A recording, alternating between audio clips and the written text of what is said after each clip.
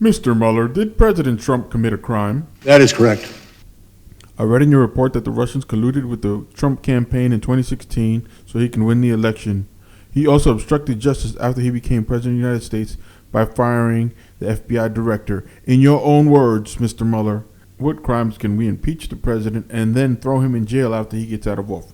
Well, I would have to refer you to the report on that.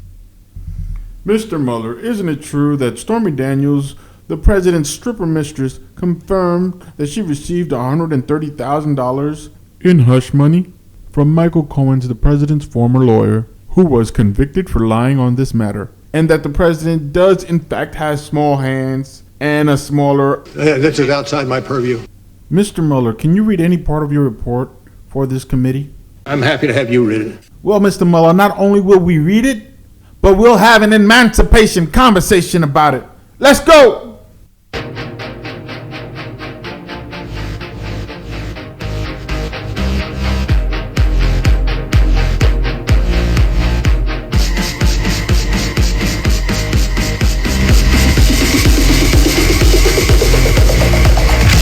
Ladies and gentlemen, welcome to the Emancipation Conversation Podcast. I'm your host, J.A. Villafañe, a.k.a. Tony Smiles for those who know. Welcome to the program, people.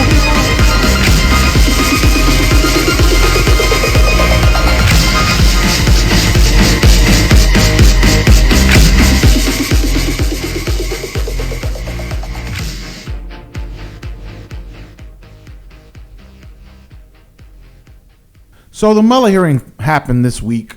Wow, what a disaster. The Democrats did not have to do this. They did not have to do this. Robert Mueller, when he stepped down from being special counsel, he made it clear that he did not want to testify in front of Congress, and that anything he had to say would have to be what he wrote in the Mueller report. Robert Mueller had no plans to expound on his report. With the Mueller report alone, Congress could have begun impeachment proceedings. They didn't need him to testify in front of two congressional subcommittees. He was a hostile witness, and as you heard in the opening skit of this program, he gave one-word answers or diverted back to the Mueller report. I mean, here's the gist of what Robert Mueller has to say all day during the hearings. Hear for yourself.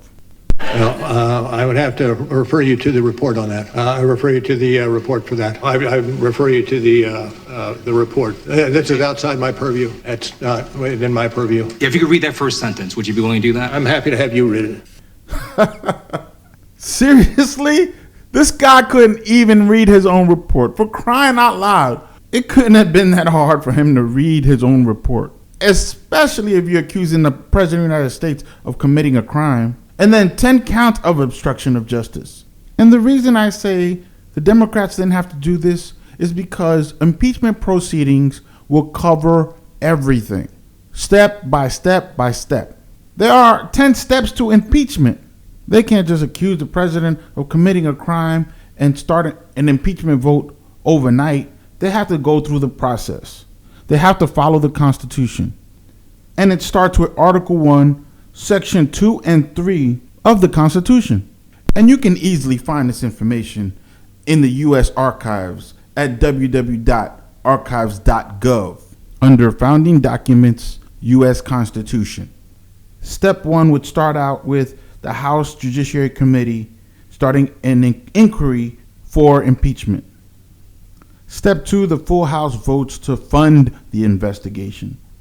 Step 3, the Judiciary Committee investigates and gathers all documents and evidence. Step 4, the committee files a resolution of findings for impeachment. Step 5, the full House votes on those findings or charges of impeachment. Step 6, the matter goes to the Senate for trial. Step 7, the president is then charged and served with intent to impeach by the Senate. Step 8 is actually having the trial in the Senate. Step 9, after the Senate has heard all arguments, they meet in closed session to deliberate like a jury. Step 10, the Senate votes on impeachment. If 2/3 of the Senate votes to impeach, the president is out of office. But you don't have to take my word for it. Here is former Labor Secretary Professor Robert Reich. Now, here's how the impeachment process works. It all revolves around Article 1, Sections 2 and 3 of the Constitution, and rules in the House and the Senate implementing those provisions. Step 1, it starts in the House Judiciary Committee when a majority of the members vote in favor of what's called an inquiry of impeachment resolution. Step 2, that resolution goes to the full House of Representatives, where a majority has to vote in favor and then votes to authorize and fund a full investigation by the Judiciary Committee into whether sufficient grounds exist for impeachment. Step 3, the House Judiciary Committee investigates. That investigation doesn't have to be from scratch. It can rely on data and conclusions of other investigations undertaken by, say, the FBI. Step 4, a majority of the Judiciary Committee members decides there are sufficient grounds for impeachment, and the committee issues a resolution of impeachment, setting forth specific allegations of misconduct in one or more articles of impeachment. Step 5, the full House then considers that resolution and votes in favor of it, as a whole or on each article separately. The full House isn't bound by the committee's work. The House may vote to impeach even if the committee doesn't recommend impeachment. Step 6, the matter then goes to the Senate for a trial. The House's resolution of impeachment becomes in effect the charges in this trial. Step 7, the Senate issues a summons to the president, who's now effectively the defendant, informing him of the charges and the date by which he has to answer them. If the president chooses not to answer or appear, it's as if he entered a not guilty plea. Step 8 is the trial in the Senate. In that trial, those who are representing the House, that is the prosecution, and counsel for the president both make opening arguments. They then introduce evidence and put on witnesses, as in any trial. Witnesses are subject to examination and cross-examination. The trial is presided over by the Chief Justice of the Supreme Court, who has the authority to rule on evidentiary questions or may put such questions to a vote in the Senate. The House managers and counsel for the president then make closing arguments. Step 9, the Senate meets in closed session to deliberate. Step 10, the Senate returns in open session to vote on whether to convict the president on the articles of impeachment. Conviction requires a 2/3 vote by the Senate. Conviction on one or more articles of impeachment results in removal from office. Such a conviction also disqualifies the now former president from holding any other public office, and it doesn't bar additional legal proceedings against that former president and punishment. So there you have it. So there, yes, you did not have to have a subcommittee hearing and have Robert Mueller come out and not even read his report. Once they started impeachment, the House would have control of investigating the whole problem if funded. So Nancy Pelosi coming out, who's the Speaker of the House of Representatives, comes out and states that she needs all the evidence and all the information before she can start impeachment proceedings is crap. After Robert Mueller's performance, the House of Representatives have to impeach. You cannot accuse a sitting president of committing a crime and not start an impeachment investigation. The time for debate is over at this point. Whether or not to start impeachment proceedings is not up for debate anymore.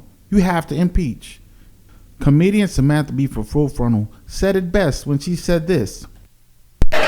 Here's the thing, America. You didn't need the testimony today. If you've been waiting for evidence that Donald Trump should be impeached, you already have it. It is called the Mueller report.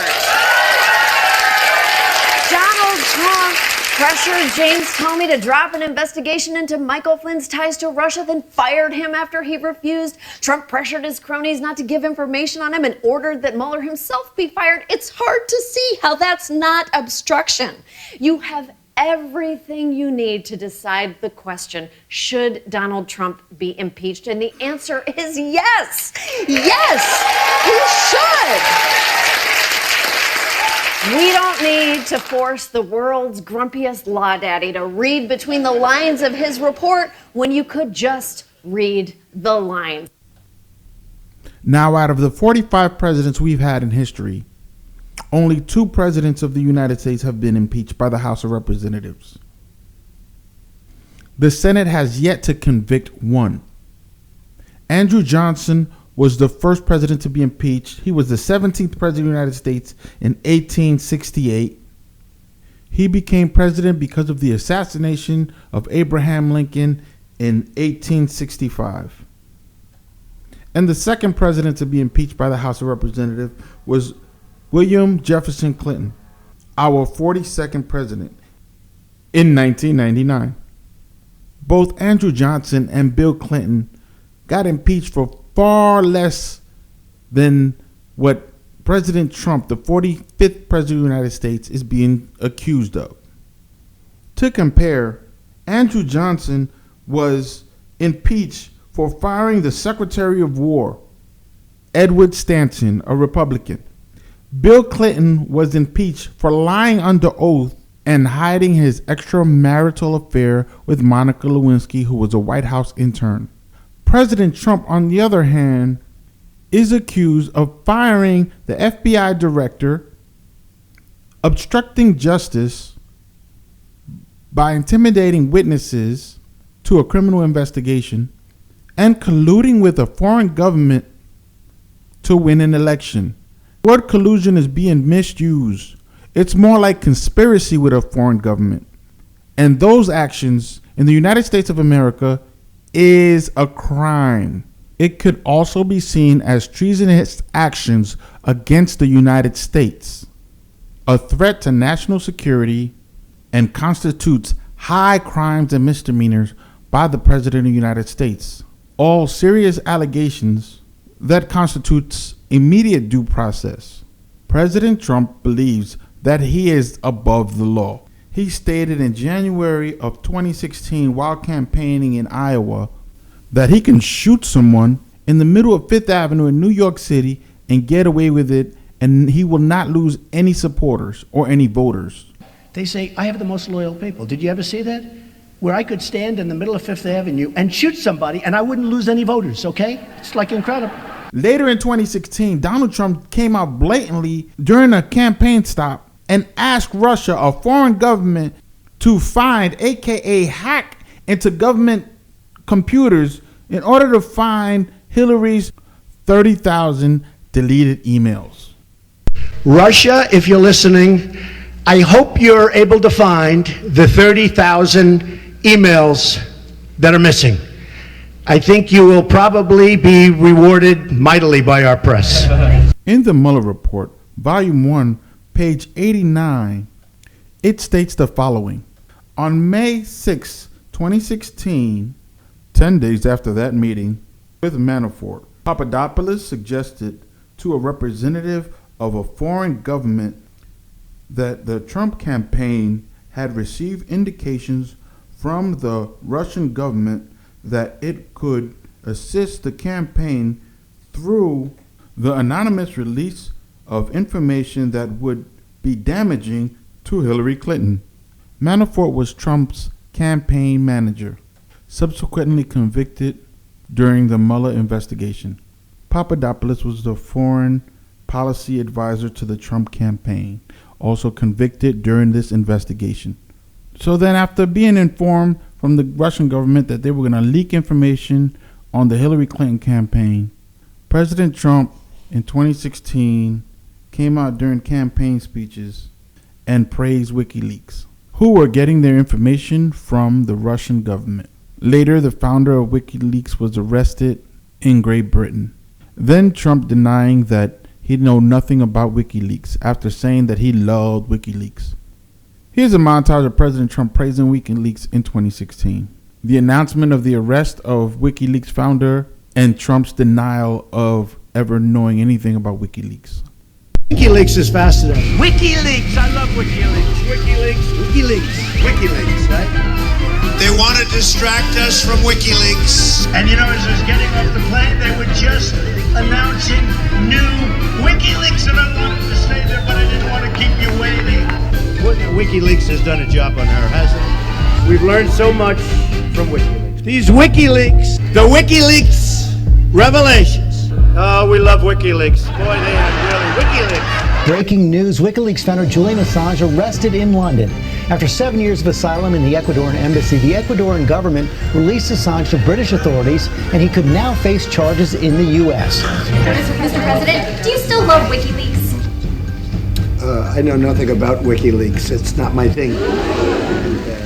Then after the Mueller report was released, and 37 people and entities charged with crimes, 25 ongoing criminal cases referred for prosecution, 7 convictions including 5 top Trump campaign officials, and after President Trump being told that if he uses a foreign government to help him win a campaign is illegal and also seen as treasonous, he had an interview with George Stephanopoulos of ABC News and stated he will do it again in 2019.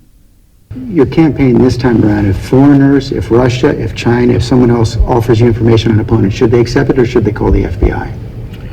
I think maybe you do both. I think you might want to listen. There's nothing wrong with listening.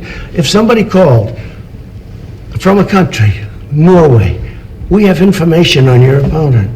Oh, I think I'd want to hear it. You want that kind of interference in our elections? It's not an interference. They have information. I think I'd take it. That interview alone is probable cause for impeachment proceedings to begin. But there are other reasons why to start impeachment proceedings against this president. Here's Professor Robert Reich again. An impeachment inquiry in the House is unlikely to send Trump packing before Election Day 2020 because Senate Republicans won't convict him. And it's impossible to know whether an impeachment inquiry will hurt or help Trump's chances of being reelected. So does this mean impeachment should be off the table? No. There's a non-political question that Congress should consider. Whether enforcing the United States Constitution is important for its own sake, even if it goes nowhere, even if it's unpopular with many voters, even if it's politically risky. Every child in America is supposed to learn about the Constitution's basic principles of separation of powers and checks and balances. But these days, every child and every adult in America is learning from Donald Trump that these principles are bunk. By doing whatever he could to stop the investigation into Russian interference in the 2016 election, including firing the head of the FBI, Trump told America it's okay for a president to obstruct justice. Goodbye law. By issuing a blanket refusal to respond to any congressional subpoena, Trump is saying Congress has no constitutional authority to oversee the executive branch. He's telling America that Congress is a subordinate branch of government rather than a co-equal branch. Forget separation of powers. By spending money on his wall that Congress explicitly refused to authorize, Trump is saying that Congress no longer has any constitutional authority over spending. Goodbye checks and balances. By unilaterally shuttering the government in order to get his way, Trump is telling us he has the constitutional right not to execute the laws whenever it suits him. Farewell, Congress. By directing the Attorney General, the Justice Department, the FBI, and the Secretary of the Treasury to act in his own personal interest rather than in the interests of the American people, Trump is saying that presidents can run government for themselves. Adios, Constitution. By unilaterally threatening to cut off trade with the second largest economy in the world, Trump is telling us he has sole authority to endanger the entire American economy. And make no mistake, if he goes through with his threat, the U.S. economy will go into a tailspin. The core purpose of the Constitution is to prevent tyranny. That's why its framers distributed power between the president, Congress, and the judiciary. That's why each of the three branches was designed to limit the powers of the other two. In other words, the framers anticipated the possibility of a Donald Trump. Now, fortunately, they also put in a mechanism to enforce the Constitution against a president who tries to place himself above the law and to usurp the powers of the other branches of government. Article 1, Section 2 gives the House of Representatives the sole power of impeachment. Article 1, Section 3 gives the Senate the sole power to try all impeachments. Trump surely appears to be usurping the powers of the other branches. Under these circumstances, the Constitution mandates that the House undertake an impeachment inquiry and present evidence to the Senate. This may not be the political thing to do, but in order to safeguard our democracy, it is the right thing to do.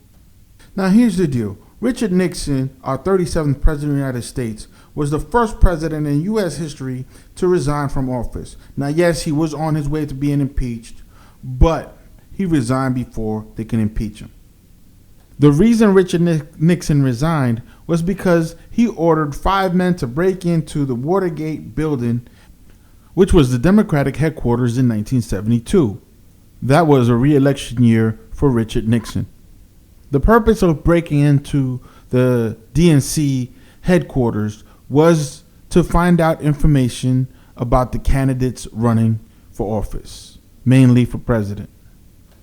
It could be said that President Trump requesting that the Russians find Hillary Clinton's 30,000 deleted emails is very similar to Trump asking the Russians for assistance. However, the big difference there is that Richard Nixon used Americans to spy on Americans, and Trump is asking a foreign government to spy on Americans. Both acts can be found as impeachable by the House of Representatives under the Constitution. Now, Richard Nixon knew that he did this and won re-election anyway. Trump may also win re-election.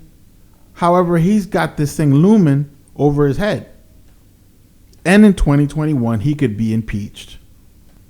Now, he could do like Richard Nixon, and as soon as the impeachment hearings or idea comes up, he can resign and have the vice president who will become president pardon him of all crimes like Richard Nixon had Gerald Ford, our 38th president, do after Richard Nixon resigned from office. That stated, Trump already came out and said that he would use foreign help to win the next election. The problem with that is, like Richard Nixon, he can win re-election, but he might not serve the next 4 years. Like Richard Nixon, if he utilizes foreign help, especially Russian help, to win this next election, compounded with the Mueller report, history will be set to repeat itself.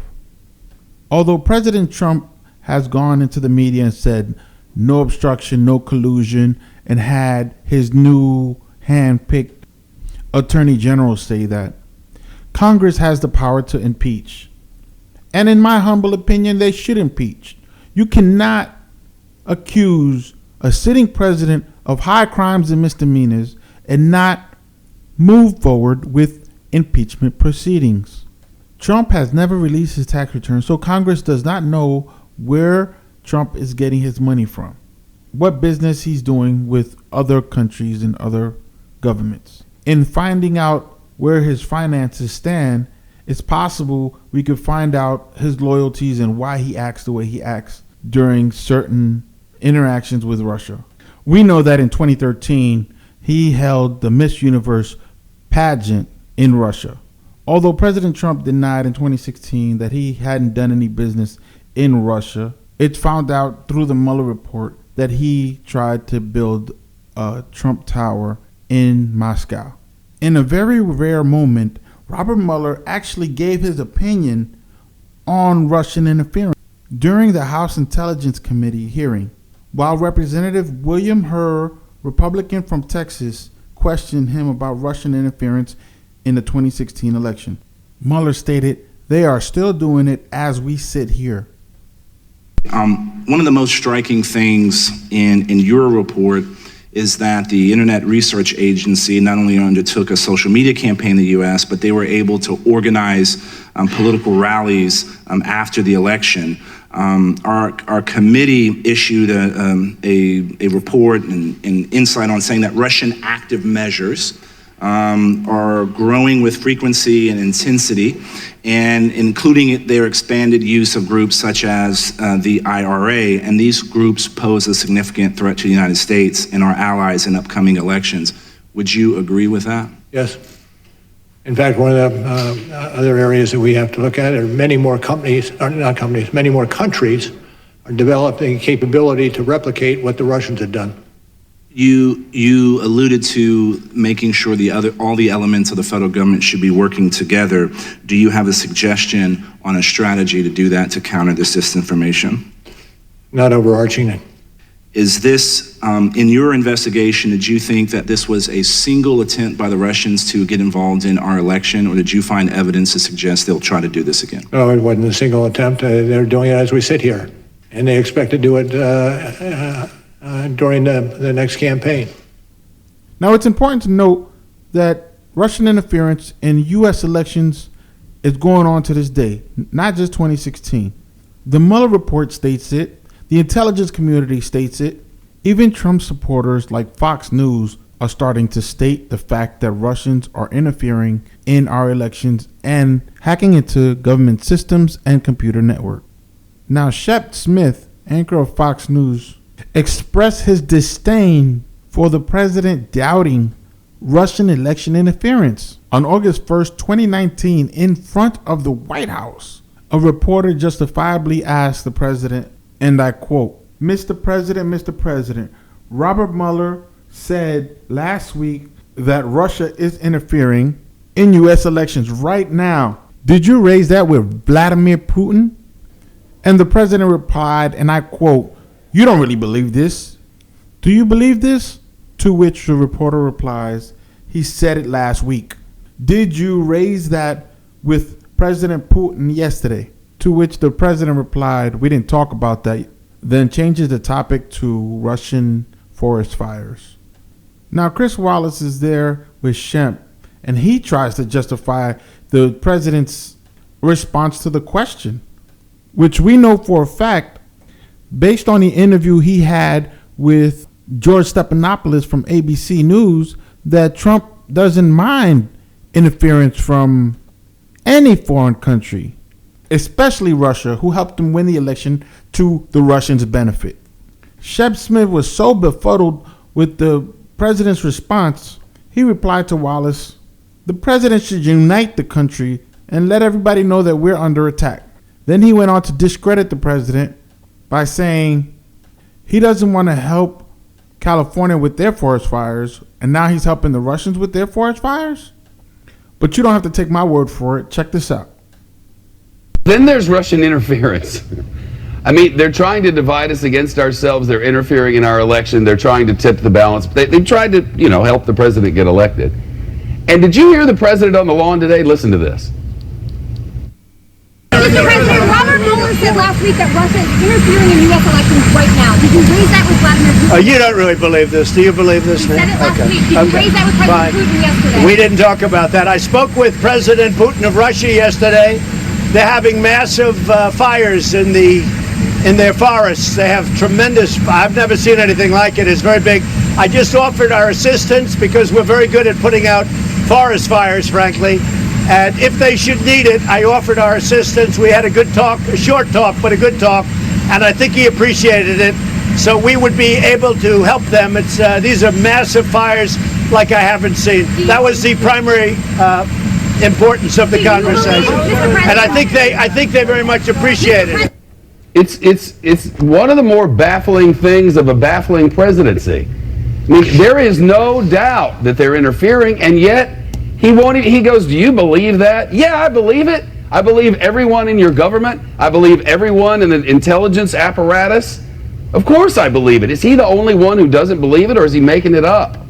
Now, I think that the president, to the degree that I'm going to put myself and try to interpret what's going on here, I think he views any statement like that as, in effect, a statement, you didn't get legitimately elected, and that somehow it discredits his victory in 2016. So I think his kind of initial reflex reaction is to push back on that. Now, in fact, the government has done some things to try to secure our 2020 election from Russian interference and cyber threats from anybody. But I think when Donald Trump is presented with that, his initial instinct is not that you're saying Russia interfered, you're saying he didn't win the election fair and square.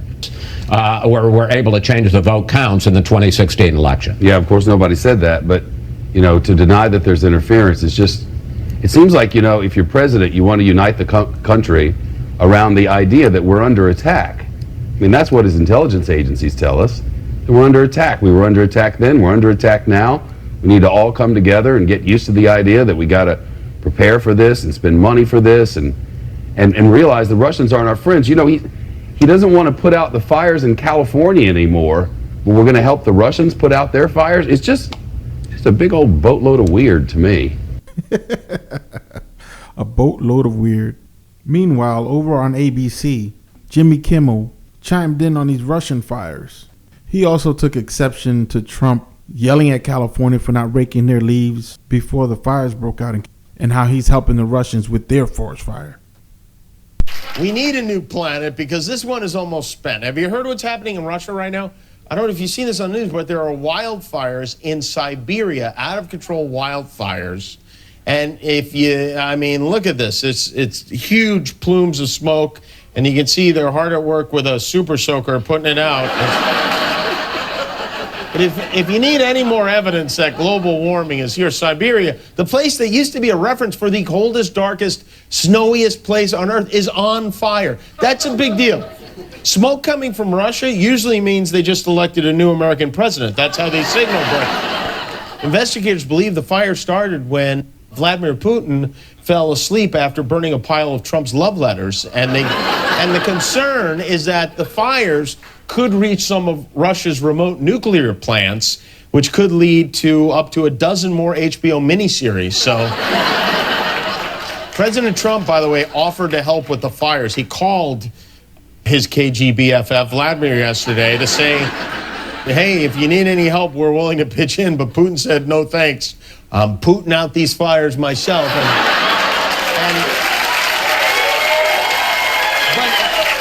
Thanks, everybody. There's a very corny writer named Josh who's very happy right now.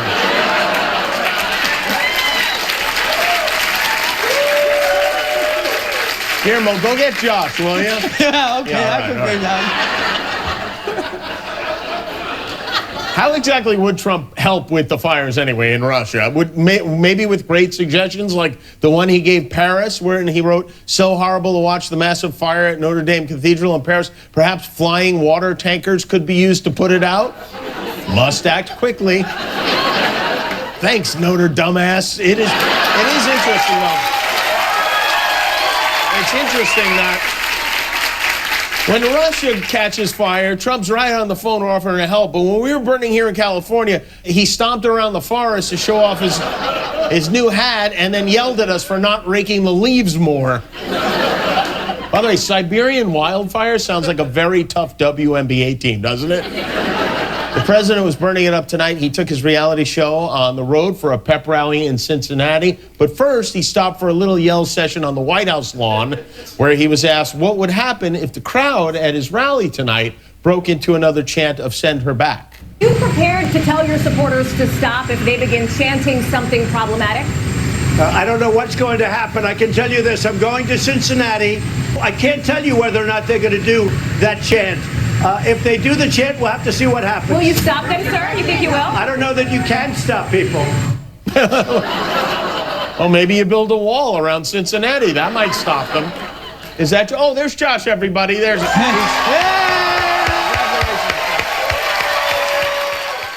Now, forest fires and chants aside, it's important to note that the House of Representatives have passed several resolutions to protect U.S. elections.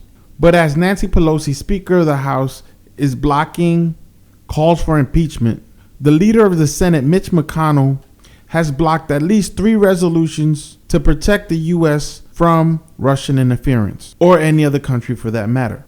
These resolutions provide additional funds for new machines in different states, paper ballots as backups, and election enforcement.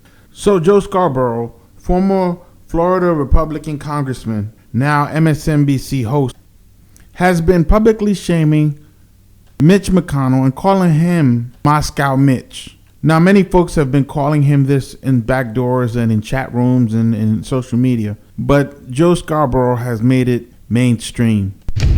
I want to hear about Moscow Mitch. Moscow Mitch, that being Mitch McConnell of Moscow, Kentucky. Moscow Mitch blocks 2 bills. Moscow Mitch keeps killing any bill that would protect American democracy. But I want to talk about Moscow Mitch. Moscow Mitch, he is aiding and abetting Vladimir Putin's ongoing attempts to subvert American democracy. Moscow Mitch won't even let the Senate take a vote on it. That is un-American.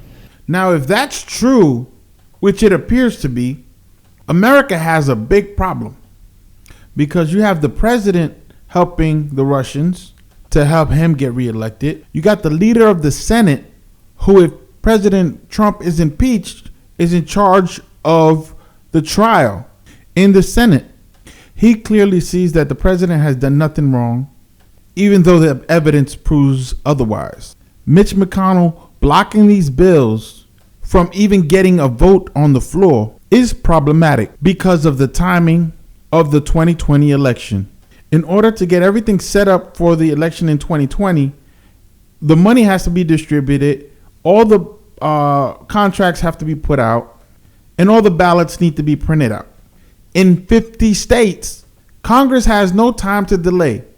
They just took a 6-week vacation until September.